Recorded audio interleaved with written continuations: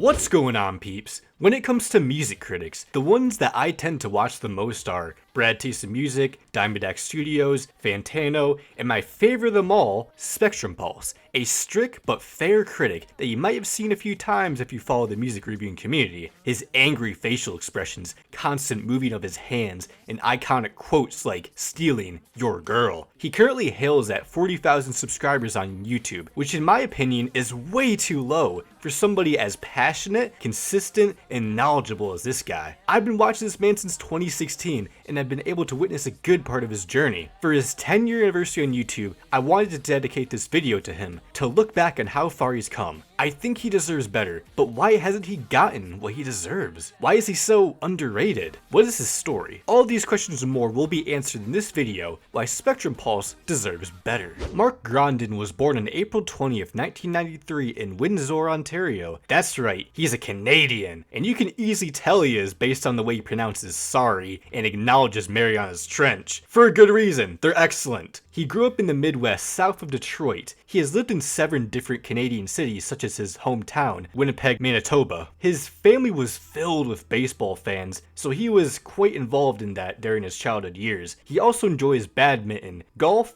and some good old karaoke. The first musical act he was completely in love with was the Backstreet Boys. During high school, he described himself as a hardline anarchist. He also ran track and field competitively. Did I mention he's 6'5"? He's relatively private about his love life, but let's just say he's been with several girls over his lifetime. Probably stole your girl. So how did the Music Man start listening to music? Well, he was into southern hip-hop growing up like Ludacris, T.I., Timbaland, Lil Jon, and some more rowdy crunk music. He's got a soft spot for that dumb party music cause of this. Or maybe he just wanted to get laid. He, of course, listened to Eminem a lot, and also rapped a song about glaciers for his high school geography class using the Marshall Mathers beat. It even got mentioned in his graduating class's valedictorian address. By the 9 hells. He was a big Harry Potter fanfiction writer during the late 2000s under the name Silence Cursor. He's got 7 complete stories out there if you're curious. Later, he went to university to study physics and took economics courses. He scoured for imported symphonic metal CDs at record stores in the 2000s. He was into bands like Blind Guardian, Chumbawamba, Whitesnake, and Porcupine Tree. He had a major connection with this world of music. He soon wanted to document his thoughts on these specific art pieces. It started off with him doing simple Facebook note reviews in 2011 when he was bored, until the summer of 2012 where he was looking for something to do in between his graduation from university and his first job as a business systems analyst. He started listening to a lot of music. He then thought it would be a good idea to start some type of site to showcase his writing talent, knowledge of music, and make something off of it. This would lead to the creation of the Spectrum Pulse blog. Now, how did he come up with that name? It might stem from him being on the autism spectrum, as well as the phrase, "it only takes an instant to start a pulse." After buying the domains, he began publishing completely written reviews on music, TV, video games, novels, or anything that would just come to his mind. His first blog review was on the Flaming Lips and Heady Friends by the Flaming Lips. A year later, he decided to convert his reviews into a video format, birthing the Spectrum Pulse YouTube channel in 2013. Ah yes, Webcam Mark. The first video review was Don't Look Down by Skylar Grey. Low quality video aside, this was the official start for Mark's YouTube journey.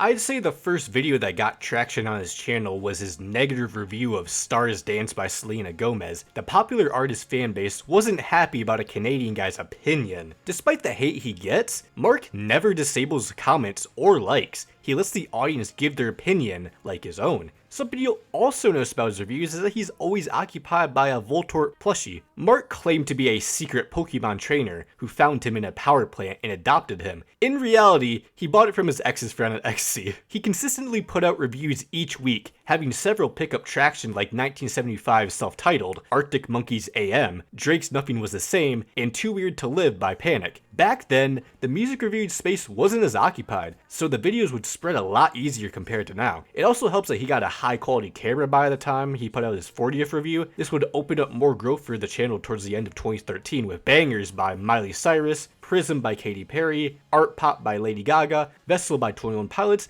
and especially the Marshall Mathers LP2 by Eminem, generating tens of thousands of views. Now on pace to 1,000 subscribers less than a year on the platform. What eventually pushed him over was his year-end list videos, covering the worst and best songs and albums of that year. December is by far the most popular month for music critics, as music nerds flock to find some of the worst and best music out there. Viewership for this content was rising rapidly, and Mark benefited, scoring his first two 50,000 view videos, launching him to 1,000 subscribers. He was now averaging 2,000 views a video no matter how obscure the artist was. Consistency was key. 2014 followed in a similar formula, several reviews each week giving the algorithm more content. He would eventually take a break from standard music reviews sometimes to give a special comment on the state of the country music scene, or the finale of How I Met Your Mother. But of course, the views really showered in during the list season, with his 2014 Worst List becoming his first video to reach 100,000 views. Truthfully, the music community loves how passionate and animated Mark can get in expressing how much he hates these songs that are somehow popular.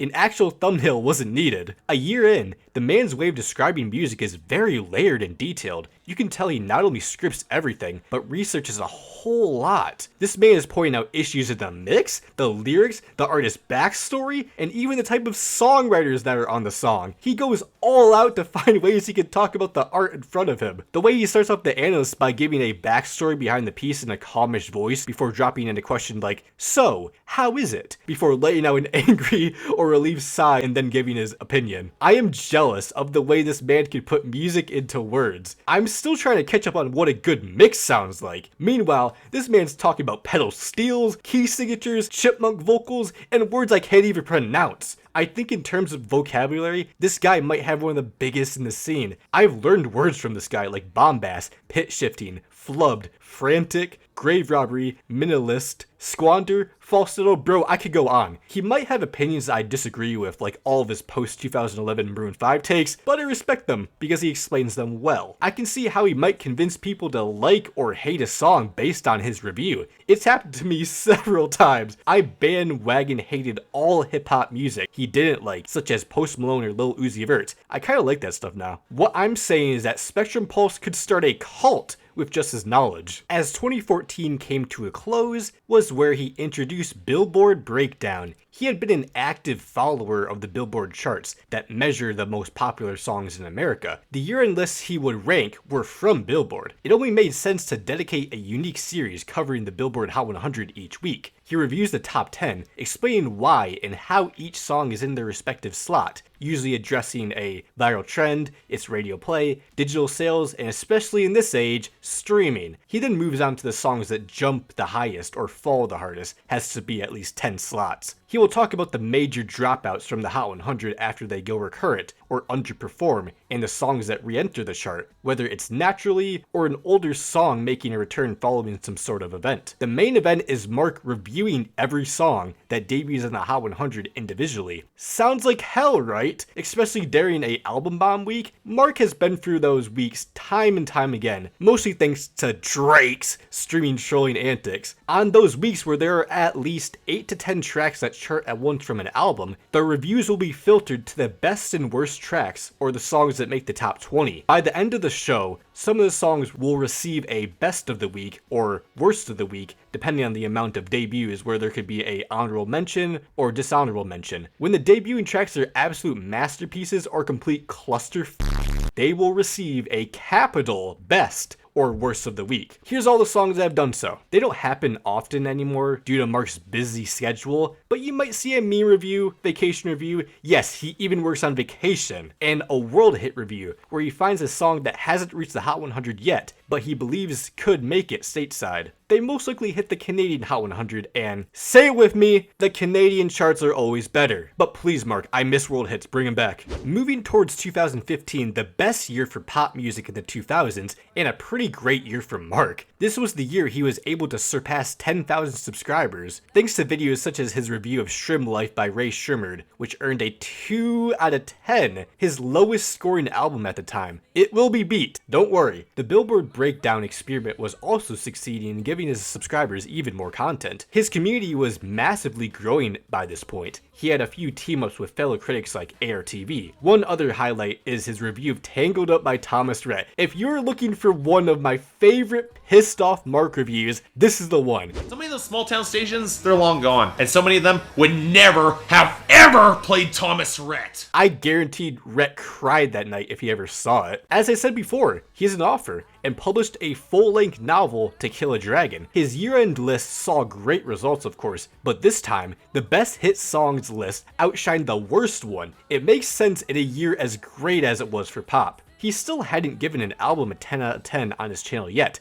The closest was Astoria by Marianas Trench. This takes us to 2016, where he reaches the 20,000 subscriber mark. During this year, he gives out his first two 10 out of 10s during his channel's history. There are several others he has released decades ago, but they just don't have a proper review. He'd crowned the collaboration records Severed Family and Nick Cave in the Bad Seeds Skeleton Tree perfect scores. This was around the time I started getting into his content. There were also more collaborations with other critics, including the LP Club, the Double Agent, discussing the worst songs of 2008, where Mark reveals he was a Chris Brown fan at one point. So much has changed, and even had enough reach to do videos with the biggest music reviewer in history, The Needle Drop. Plus the 100th episode of Billboard Breakdown, where he does a meme review for PPAP. Now, as a music YouTuber, copyright takedowns and claims can become a major issue, as you are now forced to share revenue from your video with these greedy labels. This would obviously become an issue for Mark, so in order to make some extra cash that'll help support his videos, he started his Patreon. We are in Mark's sellout era, woo! And now he's making hundreds of dollars per creation, in exchange for an invitation to his Discord server, being able to vote on what he reviews, the highest tier gets to request a worst best songs list for him to rank. The 2016 year-end list went as expected, although not as high as previous years. That'll be a trend you'll notice as we move forward. 2017 started off neat with 25,000 subscribers.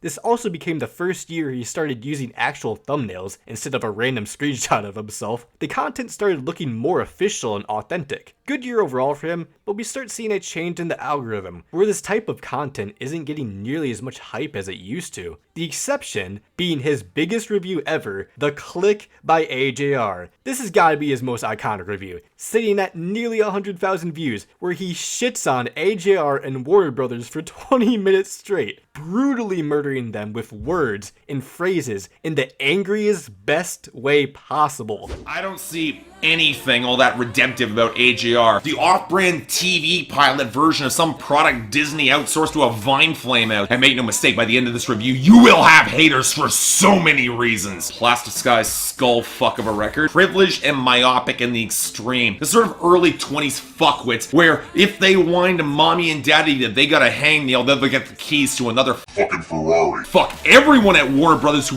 bankrolled this. Fuck the culture that enabled this and would excuse it. And if you inflict this on anybody, honestly, fuck you too. It all climaxes when he gives his first ever 1 out of 10. A lot of people say his most negative reviews are his best, which might be true given how much emotion and thought he puts into expressing how awful the record is. It's too entertaining and makes you feel bad for the artist themselves. Despite having their fan base on his ass, he ended off the year of 30K. Following another successful list season, Mark started experimenting with a new series called The Trailing Edge, where he quickly reviews albums he doesn't have enough to say about for a full-length one, and Resonators, where he reviews much older records. Now, both series didn't get enough views to last long in 2018 through 2019. He continued to pump out normal album reviews, worst and best lists, and episodes of Billboard Breakdown. The latter series would be moved to its own channel, but as I said before, there was a change in the landscape for this content, and with stupid copyright laws making things harder, he was starting to see a drop in viewership. It was still a solid one, surpassing 1,000 reviews and maintaining consistent views. He'd finished off the decade with nearly 40,000 subscribers and tens of millions of views, but it still wasn't enough for YouTube to become a full-time job for him, despite how hard he works on it. He still works a normal job like most of us as a data analyst, but it's pretty clear that the stress and exhaust of being a YouTuber was getting to him. In 2020, he stopped doing a lot of solo reviews in exchange for a new series on The Pulse, where he reviews multiple albums per video. It's pretty much what he was doing in his Trillion Edge series, but instead his records he seems to have more thought for, instead of throwing them into a longer solo review. While it did allow him to listen to more albums than ever before without writing extensive scripts, keeping things short and precise, it did overall slow down his channel, as viewers are only looking for one album, not that one and several others. The interest just wasn't there for this type of format. He would reach 40,000 subscribers, but the overall subscriber growth was slowing down. Mark would recognize he wasn't getting the results he should. While longer videos with good watch time tend to be recommended more, not putting out content as often as he did can have its repercussions. He was trying to find a balance between solo reviews and an easier on the pulse. It all comes down to what Mark wants out of this: more music to hear or more growth for his channel. On the Pulse continued into 2021, this time a lot longer with more albums being covered, stacking up to 10 per video. This was the new regular, with the occasional solo review and a very underrated video essay about separating the art from the artist. Probably the best edited video of his entire career. I still think my favorite review from this era was his Scaled and Icy one. I'm probably biased here. Oh yeah, and a bunch of salty BTS stans attacked Mark for calling out their label that were taking advantage of them to score #1s based on sketchy sales tactics. This event led to a whole Forbes article being written about him. However, the main event of this rough year was undoubtedly the hack. The Spectrum Pulse channel was hacked on October 23rd, 2021 by an NFT scammer. His two-factor authentication was disabled and he was unable to log back in. The hackers proceeded to take down all of his content and replace it with a live stream hosted by some random NFT influencer that probably had nothing to do with it. This obviously took a toll on Mark, and he was now fighting to save his channel, pleading to YouTube to do something. This riled up the music reviewing community together to alert Google support about this incident. There were several ups and downs, like YouTube deleting the channel and losing 1,000 subscribers, but ultimately he got the channel back. Thankfully, he has the community he does, because otherwise I doubt he would have ever recovered from it. Everything would soon be back to normal once the list season stimmy kicked in, but it definitely took a huge toll on the channel's momentum. It sucks, but at least he got what he's been working on for 8 years back. 2022 saw several risks for Mark, like getting rid of scores. Every music reviewer has this issue where the average person will skip to the end of the video, see the score, and judge it without listening to his thoughts. This would obviously take off a few viewers, but that's to be expected. He'd do a few more experiments, such as trying out the YouTube Shorts method to generate more traffic to his reviews, less to say, more uploads. It's then matched into an On the Pulse video by the end of the month. Everything else is normal up until the present day. It is now the 10th anniversary of his channel, and recently he's been putting out hour-long video essays on albums he has too much to say on. It's a pretty cool experiment, and I'd love to see him do it more. So that's the man's history. The reason I have so much respect for him as a content creator. He is undoubtedly the best analyzer of music that I know. He's got so much knowledge and love for the musical form that I could only wish for. An underrated creator who deserves more than 40,000 subscribers. He should be at 100,000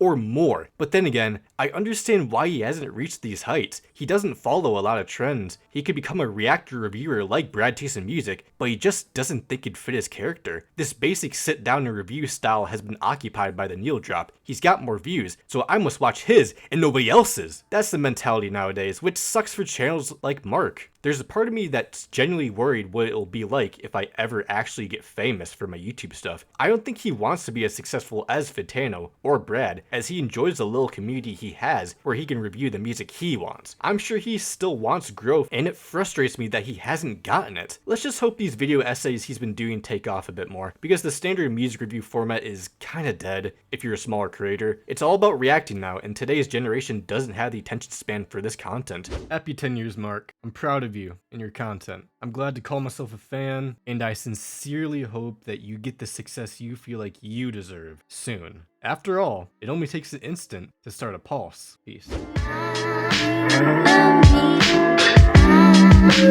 Thank you.